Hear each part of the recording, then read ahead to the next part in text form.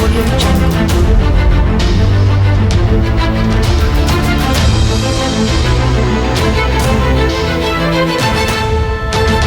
Audio Jungle.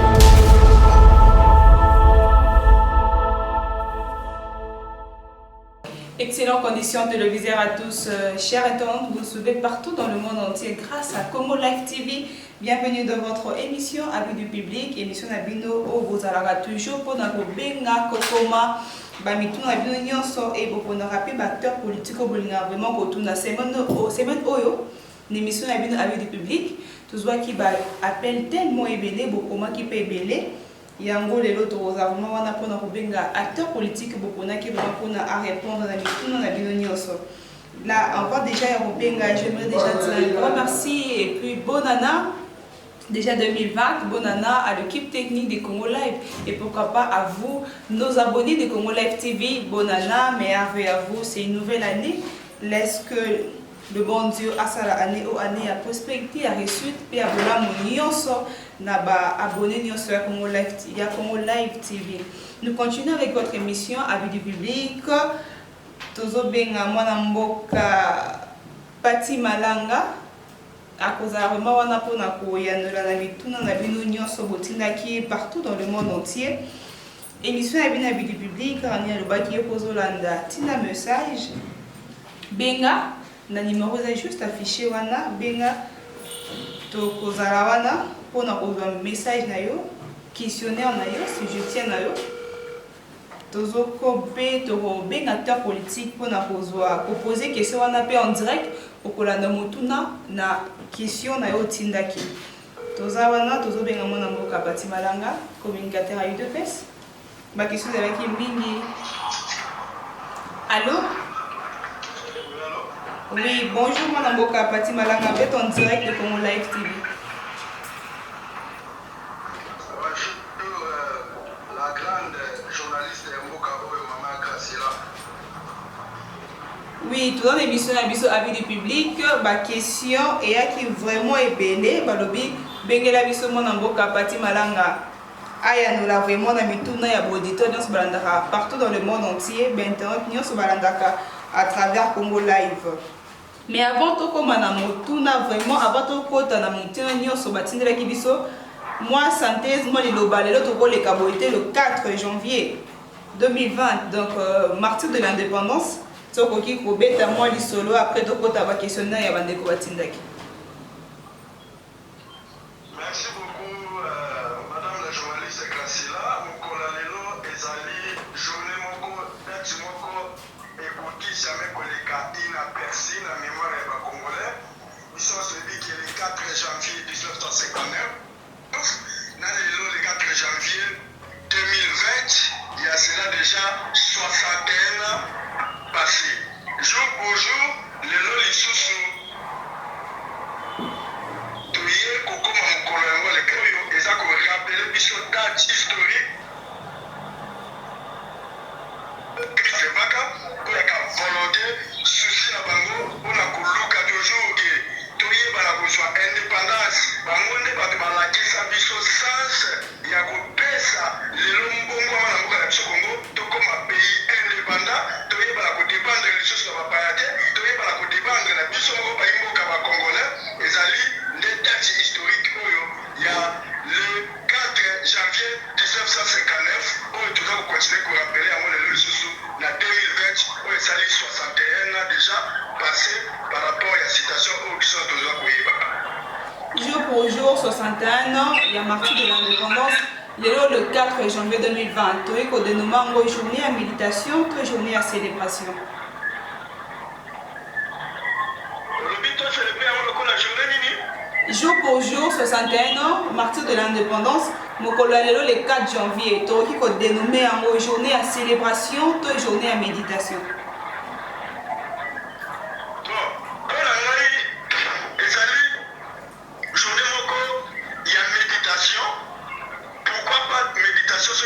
C'est parce que eza journée oyo eza koreflecte lisusu moko ya baanalyse oyo bakongole nyonso baza koserefere na date wana mpona koyebana kosala baanalyse koyebana koétudie mpe komona keno mokolo wana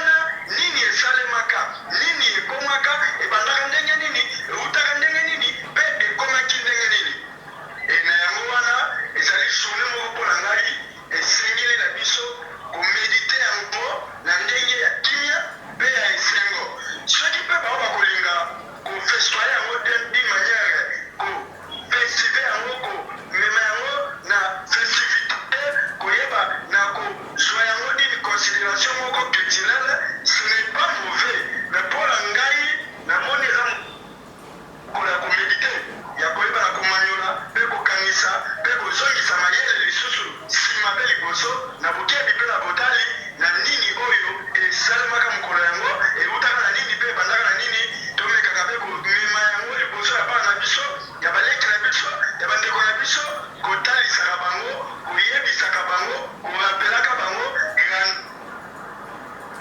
ya journée ya le 4 janvier. Tokota siko na ba question ya ba internet batindaki partout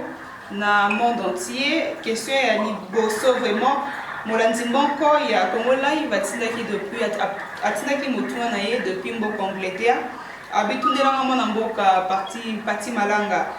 arandaki sortie médiatique ya l'église de réveil ezalaki bel ou bien animé na le pasteur Pascal Mukuna oatenaki ba propos forts sur la coalition Cash FCC ndeko wana lobi lelo otundelanga mwana mboka parti Malanga le pasteur Pascal Mukuna akomi cadre ya UDPS to akomi mopanzi ya Lamuka.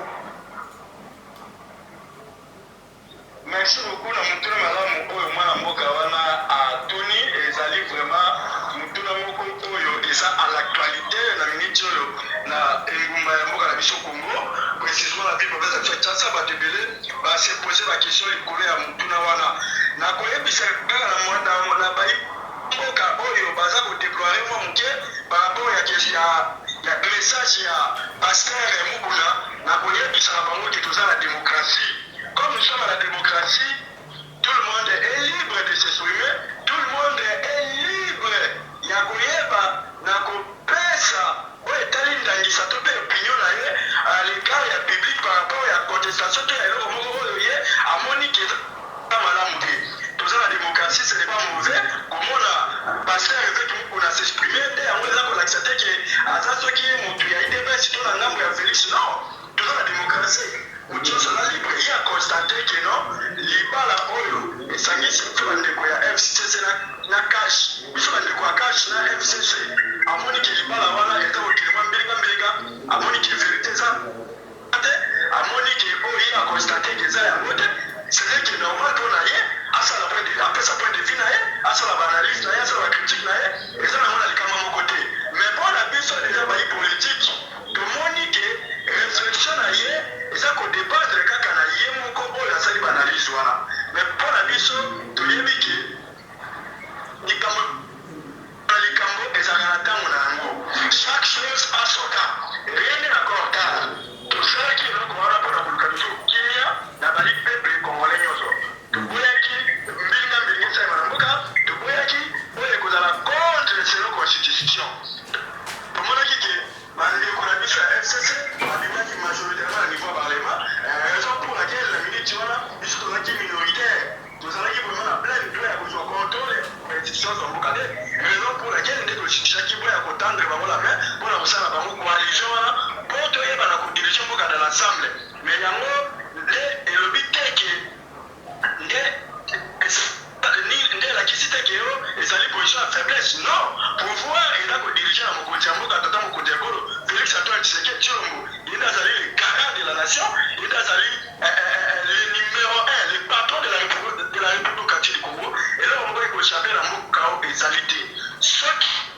tokotambusa mboka malamu selo volonté ya peuple tokopesa toujours longonya mpe mokakuswa na alliance na biso oyo tozali sorti coalition bandeko ya FCC mais soki bango bakoboya korespecte oyo eza volonté ya peuple awana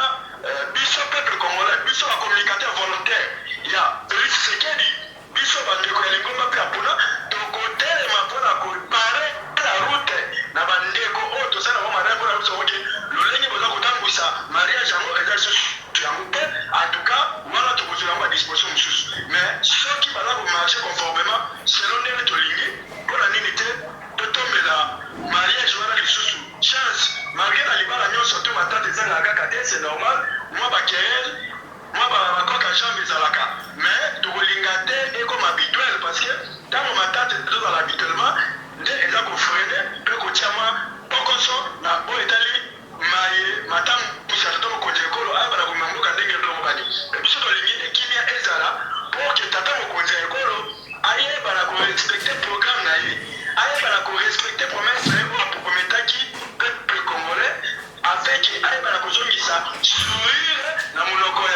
population congolaise. Mais pasteur avec Mukuna, ce n'est pas mauvais. Justement, analyse pour la sali et tout dans la démocratie, il est libre, il y a qu'à s'exprimer, il y a qu'à savoir point de vue dans les modèles. Mais pour les gars, est encadré, volontaire, il y a peuple, peuple imboka, et bah la commémoration qui a ma bête. Et puis sur la route dans la carte de mariage, voilà, de l'ingé kimia, au moko, de recevoir la carte à peuple congolais, va faire sa confiance à tata au côté. D'accord, Félix Antoine Tshisekedi, on a demandé que tu peux accéder à la coalition là, tout dans les laïcs, tu y es bien qui sur la malam. Ceux qui m'appellent et qui continuent, tu y es bien qui sont à disposition pour la couiller, pour la mettre fait la place pour ma bête et Kolinga et pour la place Nayamo. ndeko wana azalaki vraiment na deux mutu na mutu wana ye mibala lobi étant donné le pasteur Pascal Mukuna aza mpe mutu vraiment ya kasai lelo oyo mingi mpe na kati ya UDPS bazala vraiment contre coalition cash FCC lelo tokoki mpe koreyela te to koloba vraiment qu'il est soutenu par quelques cadres de l'UDPS. Mais ndeko pasteur évêque Mukuna azala soutenu par quelques cadres de l'UDPS par rapport à Nini. Par rapport à Nini, bien, est-ce que nous avons un pasteur Mukuna Mukuna bazalaki parmi les pasteurs Oyo bazalaki à tout moment qu'on consulte à l'époque où bazalaki la régime passée les sénateurs Kabila même un peu pasteur évêque Mukuna bazalaki parmi la pasteur Oyo sénateur Kabila à l'époque on consulté biso tozama lien de rapport moko te na pasteur évêque Mukuna sauf que azali mosala nzambe oyo azali reconnaître na kati ya mboka na biso kongo précisément mpe particulièrement avec kongo ya kinshasa awa monyoso ayebi ye bon aza libre ya kosala oyo ezali point de vue na ye lokola peuple congolais nyonso etake citoyen nyonso de la république eloko moko te oyo ekoboyisaka to mosala nzambe to moto soko bakabasala point de vue na ye ce n'est pas parce que kaka mpo aza moluba non biso toza bacongolais totika esprit ya tribalisme et le tribalisme ne paye pas nous sommes des congolais nous devons rester unis pour l'intérêt et le bien-être du peuple congolais et tozala nde na koluka kimia totala basystème to batendance to banini te oyo aza moluba aza boye non pouvoir ya bacongolais eza pouvoir baluba te eza pouvoir nde ya bacongolais quelle que soit province na ye to tribu na ye mais nous sommes tous des congolais ndeko Mukuna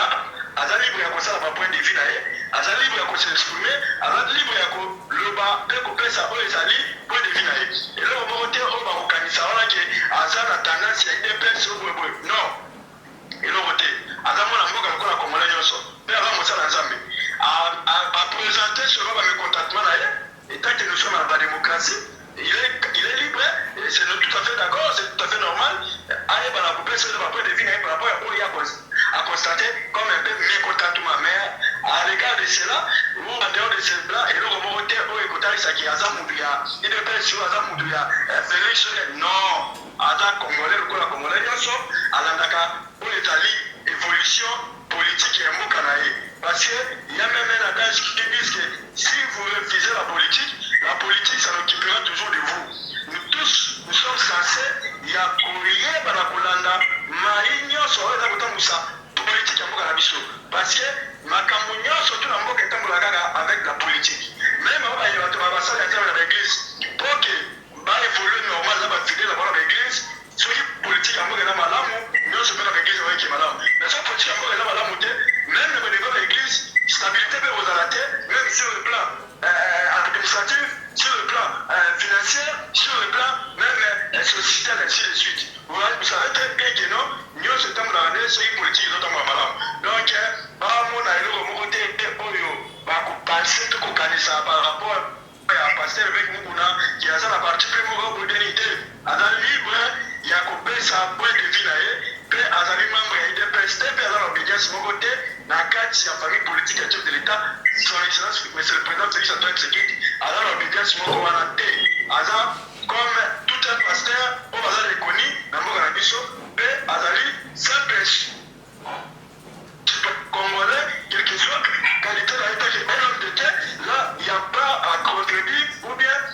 il y a que le Camoye, il y a que l'Antissa Yamoto, moi et la maman Koboye, pour la côté à Yamoto, Nancy Mokoboye, en tout cas, côté voilà, il y a rien à craindre là-dessus, le Mokozade, la Nancy Mokozade. présenté à Salaki Analyse comme citoyen congolais. tozokoba toujours na émission ya biso public motuna mosusu eutaki vraiment na mboka Belgique na kata Bruxelles ndeko moko bitundelanga mwana mboka molobeli ya UDPS mwana mboka Pati Malanga lelo oyo tomonaka lelo o bandeko ya opposition ya lamuka bazalaka pe plus bazalaka pe ba propos plus contre coalition Cash FCC mais bamonaka bandeko ya UDPS bazalaka toujours wana mpona kocritiquer na ndenge moko négativement kosoutenir coalition ya Cash FCC mais lelo komona pasteur Mukuna o vraiment telemeli yango mais aza un peu soutenu na bandeko ebele ya UDPS ezalaka mpona aza moluba to mpona eloko mo secret eza na nsima. Mama Graciela na peso sur le bon na pe mokaboso mutuna malamu o bande baza mutuna baite quand même ya opposition à la muka oyo balobela na tout moment coalition à la muka et coalition ya FCCK c'est pas mauvais ma pesa ba point de vue na bango tant que baza parti en opposition basala banaliser bango na coalition na ba modèle nyonso ce n'est pas mauvais nous sommes dans la démocratie tout le monde est libre de s'exprimer. Bandeko na biso pe ya Cash to na ngambo ya FCC entre nous même biso na Cash tozalaka wana mpona encourager les malika to bandeko na biso de pesa bazalaka mpona encourager les mal non balobaka oyo esengeli baloba atelemelaka mpe baboya ko esengeli baboya soki makambo eza kokende malamu pourquoi pas soutenir soki makambo epie mabe pourquoi pas aussi les dénoncer balobaka clair biso tosengaki kimia ezala mboka toboyaki moto ebela toboyaki desordre tomilinga mingi olukaki kimia tozwi bokonzi oyo na kimia akila apepe moko kongole etangaki te desordre nini esalemaki te kaka ndenge te eseki babaki mokolo te mpesa kozwa pouvoir oyo akozwa yango na kimia nyonso esalemi mpe kaka bongo lelo lokwa tozwi pouvoir yango tokonstate ke tozalaki minorité na niveau ya parlement nde tondimaki ke tosala mariage na bandeko bazalaki majorité koleka biso na niveau ya parlement comme entre autres bandeko wana ya FCC lokwa tosala bango mariage tosengaki ke tozala na bomoko po toyebana kotambusa mboka selon vision ya chef de l'état son excellence monsieur le président Félix Antoine Tshisekedi et bango nyonso bazalaki d'accord na yango il y a qu'un seul président qui chapeaute qui est au sommet de l'état qui est au milieu de tout c'est son excellence monsieur le président Félix Antoine Tshisekedi bango mpe bayebi ke oyo aza kokamba mboka ezali te ndeko Félix bango bazwi opportunité ya kobimisa premier ministre bazwi opportunité ya kozwa baresponsabilité na baniveau ya baparlement mpe na baniveau ya bagouvernement ya badifférentes provinces mais cela ne dit pas que bango nde bato baza na monopole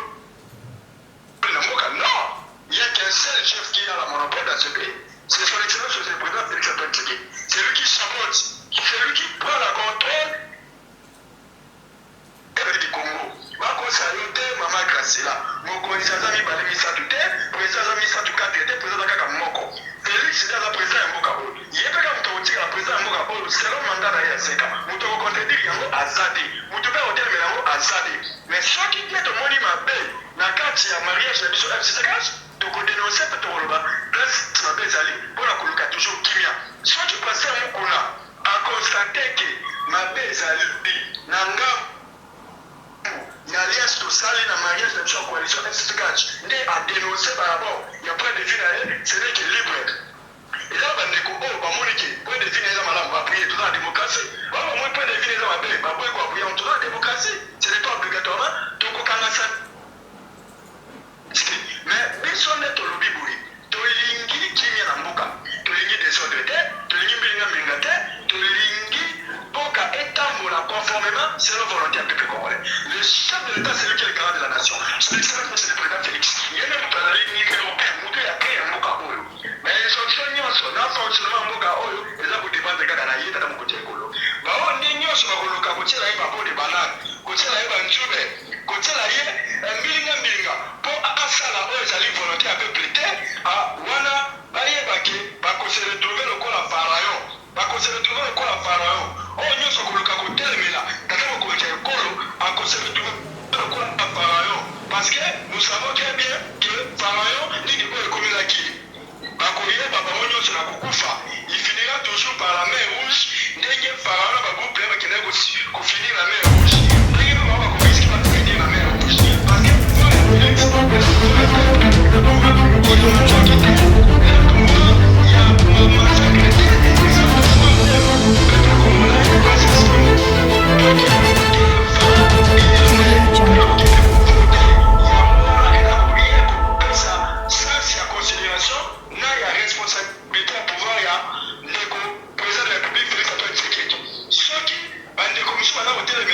kopesa oyo eza bapoint de vue na bango mabe eza te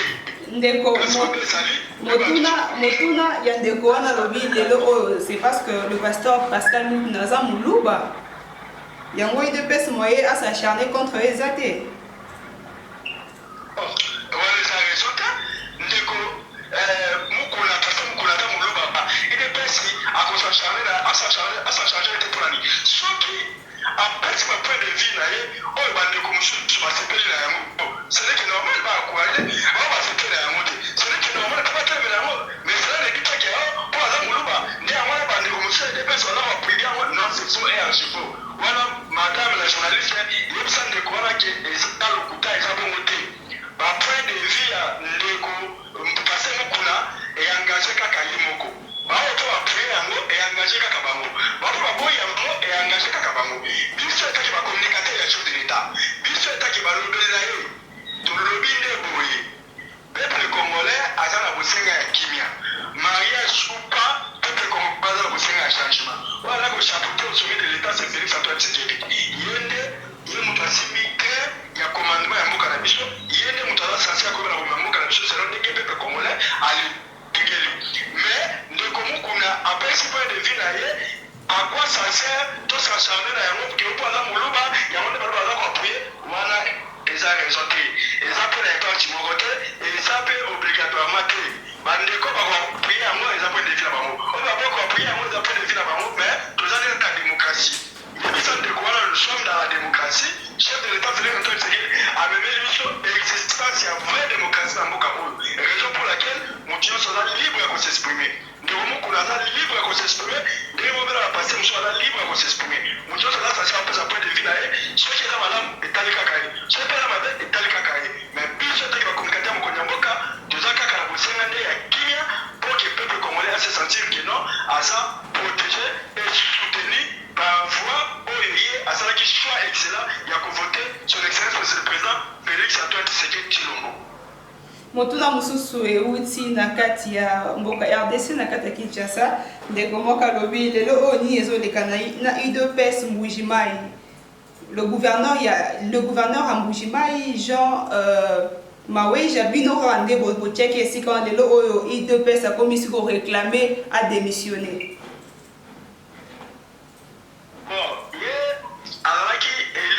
alaki élu comme tout autre député provinciaux bavotaki par le peuple parce que aza mwana mboka aza mpe moto affaire babayebi ebele mpe balingaka ye ntango ekomi na niveau ya gouvernorat atiaki mpe candidature comme candidat gouverneur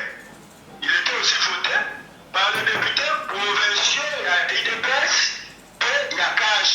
bavotaki ye convenablement etaki mwana mboka oyo bamonaki ke nyonso bapesi ye confiance akosala oyo eza volonté ya public raison pour laquelle mpe bandima ye kopesa ye confiance wana ntango bapesi ye confiance wana etaki mwana mboka bakomise à la tête ya gouvernorat ya ville ya Kananga lelo abimi comme gouverneur ya kuna soki aza komarche conformément selon volonté ya peuple nani akotelemela ye nani akoplekisa ye mpe nani akoloba keno asilisa manda na ye talongwa moko te mais soki nde bayi mboka bakonstate ke aza kosala conformément selon volonté ya peuple te nde bao bavotaki wana loko badepute provinciaux nde bakoki bakozwa peut-être bamesure mpe baresponsabilité likolo na ye mais eza bakonzi ya ekole esi alobaki na badepute provinciaux ebele baza sentimentalement parce que ata mpe moto afotaka gouverneur te lelo kata mokonzi ekolo aza kobunda tokende na mode ya sika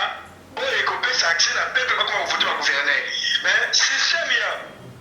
ya scrutin indirect oyo esalemaka ke badepute provinciaux bavota ba gouverneur bango bazaza na monopole ya kolongola mpe gouverneur mais badepute provinciaux na biso na assemblée provinciale bango il commence à exagérer bakomi beaucoup plus soifé d'argent bakomi koexigaka mosolo epai ya baye gouverneur soki gouverneur alobi ke mbongo eza mposa misala mboka bango bayingeli ye miango bakoteli likita na ndenge mabe mpona alobaki toza na poso tolongola gouverneur wana yango mpe mpe mokonzi yakolo alobaki biloko wana alingi yango te bokende na respect ya batexte mpe ya baprincipe afin ke bobana kosauvegarde bahonneur ya baprovince na bino biso population soki tomoni ke gouverneur aza kotambola ndenge elongo bani te nde tokomekaka mpe kosala bamarshe contre ye avec les revendications, monsieur, comme à l'Assemblée provinciale, pour qu'il y ait des provinciales, il va interpeller le gouverneur, il va faire la motion contre selon des demandes du peuple. Mais cela ne dit pas que les populations, alors me contactent contre Marouéja. Non, la population, alors ça va banaliser. Ceux qui Marouéja, parce que vous constatez la réalité du cas, Ndenge, Massambu et Mataki, et comment il y a le terme, plus beaucoup exagéré, les populations là qui ont un peu content, non, vous conseillez le gouverneur de la province, il fait recadrer, entrer, sortir, vous savez qu'il va la mouka, bali à mouvement, panga la kinya nyoso, bamona kike, babeka kanyango l'école à Meka, l'école là, comment qui exagéré, la plus beaucoup exagéré, et vraiment peuple, il y a province, ça me choque pas, qui vraiment mes contacts, mais il y a aussi la gars qui, puis la Meka, puis la Massambo, et son la pris dans la et la minute là, vous savez, Massambo et Kiti, école à Meka, ils ont 1800, 1700, ils ont déjà ici mon case, mais tant que les députés provinciaux ne vont pas profiter, soit c'est la population pour la coloquer, parce que la mention que le gouverneur Marouéja, on a d'accord à la montée, on a raconté à la montée, parce que tant que le gouverneur a sali mon conseil à la province, le président de la province, il faut bâtir un programme de vision et commémorer peut-être pour la mobile pour la mibale, ceux qui m'appellent les alliés, ils peuvent madame Mukaka les alliés. Mais au lieu que Moutoulano, à ça, une année de santé, madame Mukaka la motion rencontrée, mais avec le changement, le gouvernement, le changement, on ne voit pas que vous risquez la province de Bino, la 5 à peuple congolais. Merci beaucoup, mon avocat. Merci beaucoup. Merci beaucoup, mon avocat.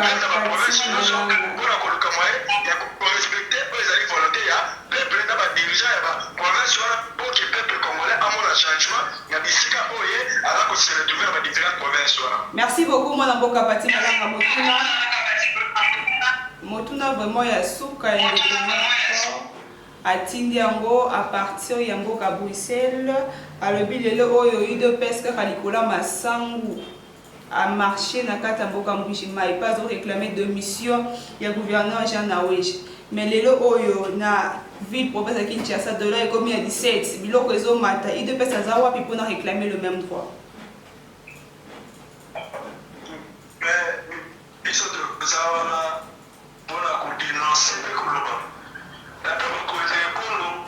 Le président de la République, à la tête ya mboka oyo na anelini akotaki azwaki ngwende ya bokonisi bazali pouvoir esalamaki le 24 janvier ya 2018 soki tokomi lelo le 24 janvier lisusu maintenant une année akotaki dollar na combien akotaki dollar na ba 60 quelque mama Graciela dire aussi la vérité auprès de nos populations on n'a pas dit aux journalistes au lieu de critiquer, de dire n'importe quoi. D'accord, on connaît encore le pays qui a fait ce qu'il a voulu de l'or à complet. Il va sortir quelqu'un. Il va sortir quelqu'un qui veut qu'on a cet âge. Et au lieu de conditionner, il va coûter le Kimbo Karabiso. Ce n'est pas d'une manière précisément, Moko Kaka a commis le lobby de l'or de Kitchi. Non. Il y a toujours des procédures valables. D'accord, on conseille encore le faire, il va dire non. Maintenant, il y a un développement, il y a un compagnon, on a débuté parce que budget nini oyo ya faire fonctionner mboka na 2019 eza toujours budget oyo ya kutaki eza toujours budget oyo ya kutaki no abondi budget muke muke donc akosala ki kosala mais ezaki na budget moko kosustante oyo eza kopesa ye monopole to responsabilité ya kotalisaki no kaka mokonzi ekolo aza français ya koyebana kosala boye kozokisa boye kotia boye koluka moya ya kolandela to ya inflation entre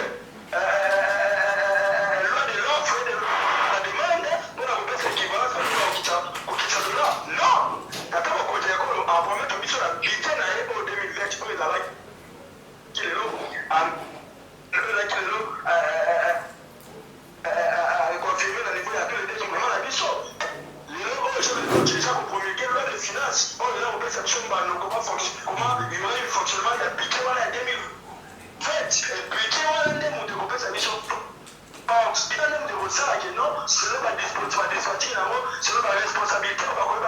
mettre à l'égard, il y a budget pour payer la salade, mon biso et la coquita. mbongo na biso ebala kolonga oyo basa septante wana ekita na se mais il y a tout un préalable eza eloko te yo kolobaki mbamo to marché na yango non biso tokomarché pa tokoya komarché tokotelamela ntango tomoni bite ya cha 2020 oyo ndenge etokokonzela kola te yango mpe répondre na date ya population na ye te par rapport ya monnaie na biso ndenge eza epe exagéré à long terme na basa septa là c'est moment tokozwa disposition mosusu mais ce n'est pas le moment oyo tokoki kose précipité na kolobaki notre marché contre dollar ndenge ekomi na boyeboyebo ce n'est pas le moment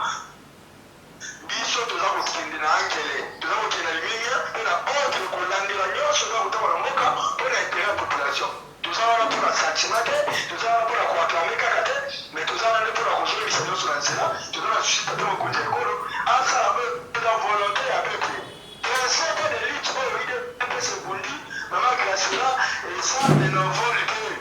ezali principe de lutte oyo lelo toza komérite yango na pouvoir oyo ezali lutte oyo lelo ekotalisa peuple congolais exemple ya malamu ya suivre. Merci beaucoup mwana mboka. Merci beaucoup mwana mboka Pati Malanga, tokomi vraiment na souka émission na biso avec du public. Merci pour notre temps et puis bonne année. Merci, c'est moi qui vous remercie toujours na temps oyo disposé pour accompagner ça là les choses ngonga ya koyeba na ko éclaircir peu koyebisa opinion congolaise par rapport à mituna Mon situation yose na kotamba la mboka en tout cas ngai nde napesi yo merci mingi pour tomeki na koyeba na koéclaircir le peuple congolais par rapport à mituna na bango par rapport à la réalité nyonso oyo bango baza kozala un peu mécontent à l'égard de la situation sur le président komemela biso na mboka. Merci beaucoup tokutani mbala nsima.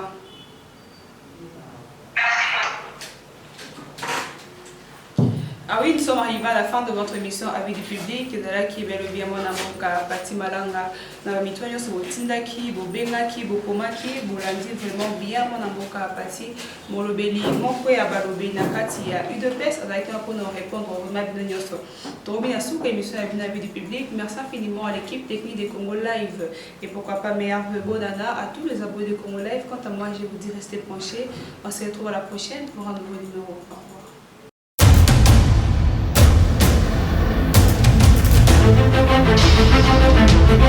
Audio Jungle.